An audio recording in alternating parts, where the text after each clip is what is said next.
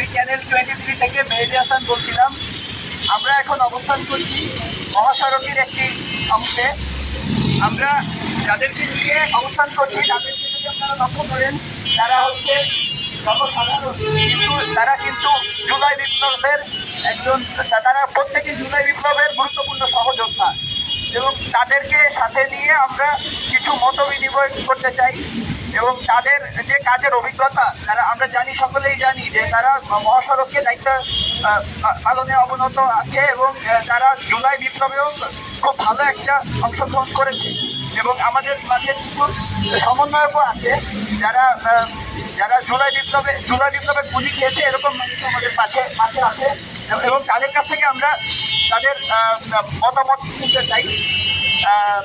তো ভাই, আপনাকে যদি আমরা জিজ্ঞেস করি যে আপনারা যে ছাত্র আন্দোলনে অংশগ্রহণ করেছিলেন, হ্যাঁ 5ই আগস্ট, আপনাদের এই যে ছাত্রদের পাশাপাশি যে জনসাধারণ, তাদের যে অংশগ্রহণ এবং এই আন্দোলনের নামটা যে ছাত্র আন্দোলন হয়ে যাওয়া, এই ব্যাপারে আপনার মতামত কি?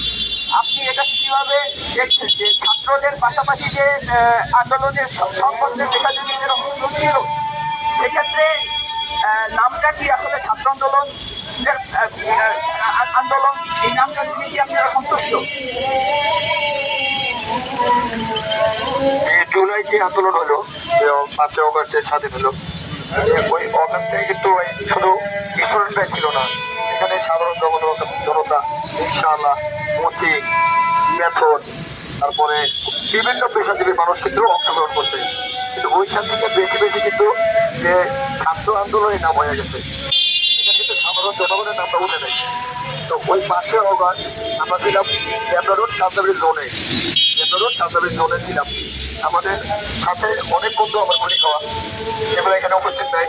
আর এখানে আমার বন্ধু একটা আছে 5 আগস্ট গুলি খাওয়া যাত্রাবাড়ি, ও 5 আগস্টে গুলি খেয়েছে। আর আমরা মনে করি যে সাধারণ দিকে মাইরি বলে যে এই যে রোডটা, যেটা বাজার রোড, এই রোডটা যখন গুলি করতে করতে মাইন্ডের এসে আসছিল, লাঠির বাড়িতে আমার আঙ্গুলের নটটা পড়ে গেছিল। লাঠির বাড়িতে আমাদের এই ক্যামরা রোডে অনেকে সাক্ষী আছে যে আমরা কি 5 আগস্ট ছিলাম, আন্দোলনে কি ছিলাম বা না ছিলাম, সেগুলো এখানে যোগাযোগ করলে পাবেন বিষয়টা। আর আমাদের মানে সহযোদ্ধা যারা ছিল, যেমন কাউসার, ও কিন্তু গুলি খেয়েছে, ওর বুকে একটা গুলি খেয়েছে, পায়ে একটা গুলি। হ্যাঁ, ও আত্মীয়তা পাচ্ছে, কারণ কি ওর কাগজ আছে। ও মেডিকেল গেছিল, ঢাকা মেডিকেল। আমরা কিন্তু অনেকজন ভয়ে মেডিকেল যেতে পারিনি। আমি আমার বাসা ছেড়ে 4-5 দিন পালিয়েছিলাম, আমার সাথে যারা ছিল তারা পালিয়েছিলাম যে কখন নিয়ে এসে ধরে নিয়ে যায়। এরকম অনেক লোক পুলিশের ভয়ে আমরা পালিয়েছিলাম, আমাদের নামগুলো তো উল্লেখ হয় নাই। আমরা একটু আজানের জন্য একটু অপেক্ষা করবো, আজানটা শেষ হলে আমরা আবার কথা শুরু করবো। আমাদের সাথে সংযুক্তই থাকুন আপনারা।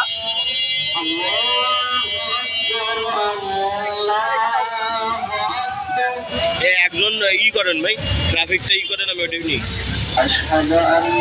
আমরা দেখতে পাচ্ছি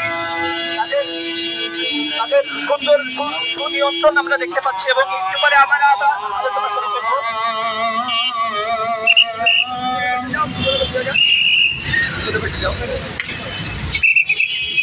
أشهد أن لا إله إلا الله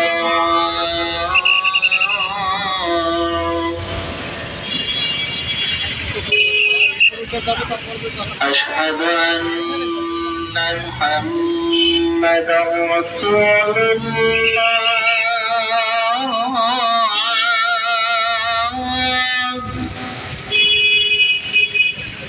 أشهد أن محمدا رسول الله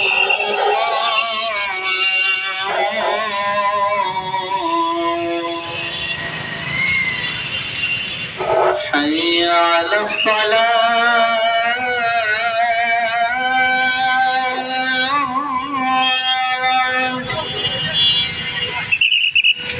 حي على الصلاة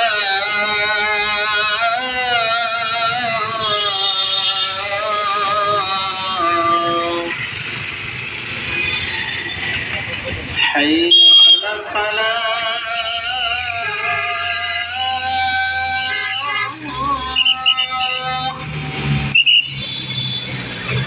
حي على الله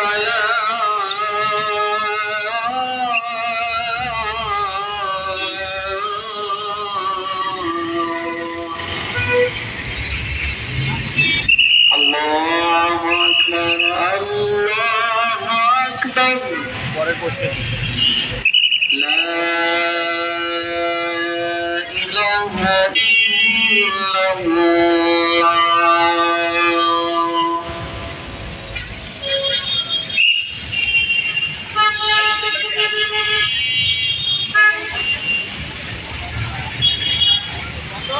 আসসালামু আলাইকুম।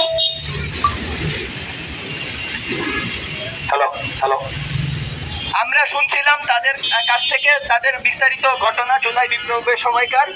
এখন আমরা তাদের কাছ থেকে আরো কিছু ঘটনা জানতে চাই, যেগুলো আসলে গুরুত্বপূর্ণ ঘটনা এবং তাদের অভিজ্ঞতা।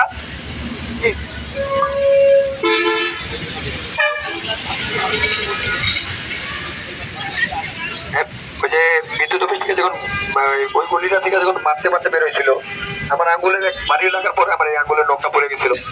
মেডিকেল তো ভয়ে তো যাইতেই পারি নাই, তো অত বাসায়ও থাকতে বাসা থেকে পালিয়ে গেছিলাম পুলিশের ভয়ে। তারপর থেকে যে 5 আগস্ট আন্দোলনে হয়ে গেল, দেশের দেশ স্বাধীন হইলো, যে যার ভূমিকা মতন যে যার কারণ আছে, যে যার অর্থ পাচ্ছে। যেমন আমার বন্ধু কাউসার, ওর মেডিকেলের ওর সাহস ছিল যথেষ্ট পরিমাণে, ও মেডিকেল থেকে রিপোর্ট করছিল। রিপোর্ট করার পর ঘটনাটা বলো। আসসালামু আলাইকুম। আমি 5 আগস্টে যাত্রাবাড়ি আছিলাম। ওখানে আমার সাথে আমার আরো 2 ভাই ছিল। একজনের মাথার ডাইন সাইড দিয়ে আপনার গুলি করা হয়েছে, ওনার ডাইন সাইডের থেকে বাম সাইডে বুলেটটা বাইরে গেছে। তারপরে আমাদের প্রায় 7 জন মানে ছাত্র ভাইরা আসছিল সাথে। ওখান থেকে আমগরে যাত্রাবাড়ি থানার সামনে আমগরে সিলিন্ডার করানো হয়েছে, এক পাও বাইঙ্গা আর হাত দুটো উপরে উড়াইয়া তারপরে আমার করে গুলি করা হয়েছে। আমার বুকে একটা গুলি করা হয়েছে, আর পায়ে একটা গুলি করা হয়েছে। আমার এই পায়ে একটা গুলি করা হয়েছে।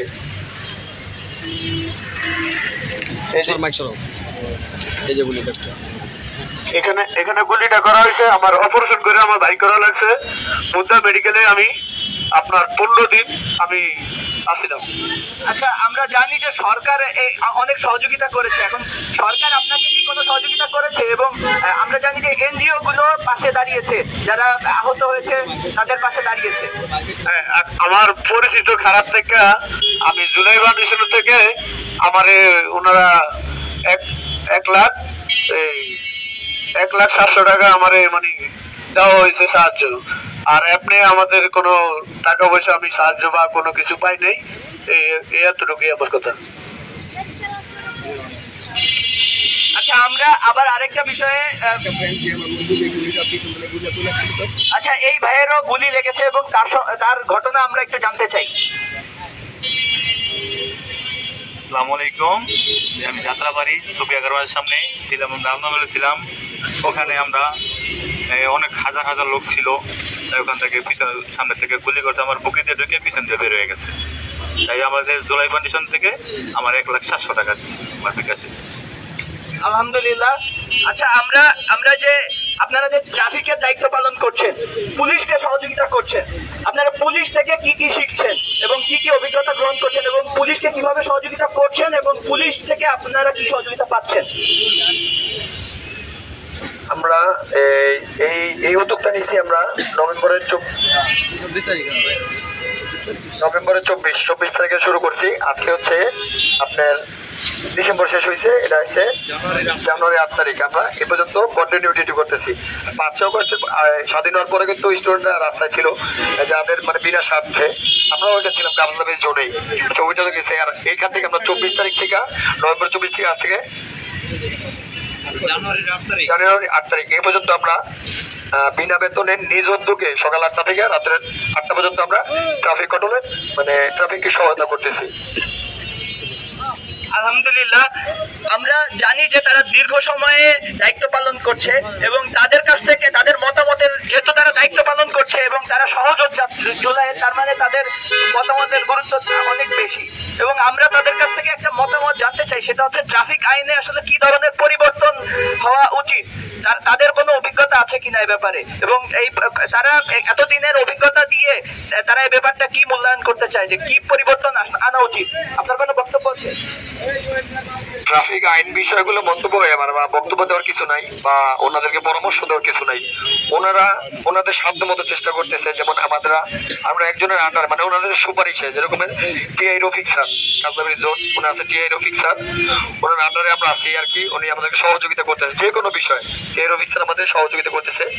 দেখা যায় ওনারা ওনাদের ডিউটি করে, কিন্তু কিছু কিছু ড্রাইভার আছে যারা কি ওনাদের কথা ওভারটেক করে চলে যায়, মানে মাননা করে না, তাদেরকে মূল্যায়ন করে না। এটা ওনাদের কিছু না, আমাদের পাবলিকের দোষ।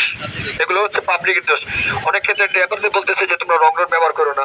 আমরা মূলত কাজ করতেছি রং রোড বন্ধ করার দাবিতে। রং রোডে যেমন কাজলাবাড়ি থেকে যাত্রাবাড়ি পর্যন্ত প্রায় 40 দিনের মতন আমরা ডিউটি করতেছি। শুধু যাত্রাবাড়ি থেকে যাত্রাবাড়ি থেকে কাজলাবাড়ি পর্যন্ত এই রোডে আমরা রং রোডে কোনো গাড়ি যেতে দিই না। এই এলাকার আশেপাশের মানুষ আমাদের জন্য বিরক্ত হয়ে গেছে যে তারা রং রোডে তাদের বাসায় পর্যন্ত যাইতে পারে না। খেয়াল, তারা তাদের বাসায় পর্যন্ত যেতে পারে না। রং রোডে আমরা কোনো অটো রিক্সা, ভ্যান, মেশো, মানে এক কথায় কোনো গাড়ি আমরা রং রোডে যাইতে দিই না। দেশের ব্যাপারে আপনাদের কোনো বক্তব্য আছে? দেশের যে বর্তমান নেতারা রয়েছে এবং দেশের যে সরকার রয়েছে, দেশের প্রতি আপনারা কি আশা করেন এখন, এবং দেশকে আপনারা কোন পর্যায়ে দেখতে চান, এ ব্যাপারে একটু বলুন। দেশের ব্যাপারে বলতে গিয়ে আমরা দেশটাকে দেখতে চাই সোনার বাংলার মতন। সোনার বাংলার দেখতে চাই দেশটাকে। এরা এখন হাতে গেছে কাদের? স্টুডেন্টদের হাতে গেছে। সার্জিস ভাই, নাহিদ ভাই, ওনাদের হাতে গেছে। ওনারা দেশটাকে যেভাবে চালাইতেছে ওইভাবে যদি এরকম চলতে থাকে, দেশটা একসময় দেখা যায় কি সোনার বাংলা হিসেবে গড়ে তুলবে। তারপর একটা বিষয় গেছে যে বাজারের দ্রব্যমূল্যের দাম অনেকটা অনেকটা বাড়তি। আমাদের মধ্যবিত্ত যারা আছে, আমরা মধ্যবিত্ত একটা নিম্ন শ্রেণীর থেকে যে আমাদের যে আয় ওরকম কিন্তু আমাদের ব্যয় না, ব্যয় তার থেকেও বহুল। আচ্ছা, আমরা যেটা দেখতে পেলাম সেটা হচ্ছে আমরা আসলে সুন্দর একটি বাংলাদেশ দেখতে চাই, কিন্তু যতই ভালো সরকার আসুক না কেন মানুষ চায় আসলে পকেটের টাকা দিয়ে সঠিকভাবে বাজার করে চলাফেরা করতে, এবং তাদের বক্তব্য নিলাম, আপনারা শুনলেন, এবং সবাই আসলে পজিটিভ আশাবাদী দেশের সরকারের প্রতি এবং দেশের যারা ছাত্র নেতা রয়েছে তাদের প্রতি।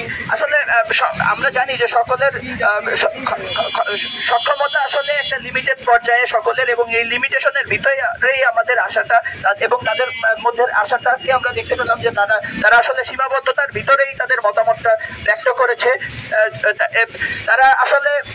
তারা যে কাজ করছে তারা কিন্তু কোনো বিনিময় ছাড়াই কাজ করছে এবং সামাজিক দায়বদ্ধতা থেকে কাজ করছে। আপনি দেখতে পাচ্ছেন যে তারা কিন্তু খুব একটা সচ্ছল পরিবেশ থেকে উঠে আসা না, কিন্তু তারপরেও কিন্তু তারা সামাজিক দায়বদ্ধতা থেকে কাজ করছে। আমাদের ডক্টর ইউনূস স্যার কিন্তু একটা কথা বলে থাকে যে people are lifeless, people are at the time people are selfless and selfish, both side people have। আসলে মানুষ আসলে স্বার্থপর এবং স্বার্থ ছাড়া দুইটা ধরনের গুণই মানুষের মধ্যে আছে, এবং আমরা সেটাই প্রতিফলন দেখতে পাচ্ছি, এবং এই প্রতিফলনের কারণেই কিন্তু আমরা জুলাই বিপ্লবটা পেয়েছি। এবং আজকের আমরা এই পর্যন্ত আমাদের আলাপ আলোচনা সংক্ষিপ্ত করলাম, এবং কালকে ইনশাআল্লাহ আপনারা লাইভে সংযুক্ত থাকবেন। আমরা বিকালে যারা ছাত্র আছে, ডিএমপির আন্ডারে যারা ছাত্র আছে, পার্ট টাইম নিযুক্ত আছে পুলিশদের সহযোগী হিসেবে, তাদের সঙ্গে আমরা কথোপকথনে লিপ্ত হব। আপনারা সংযুক্ত থাকবেন। আজকে এখানে বিদায় জানাচ্ছি। আসসালামু আলাইকুম।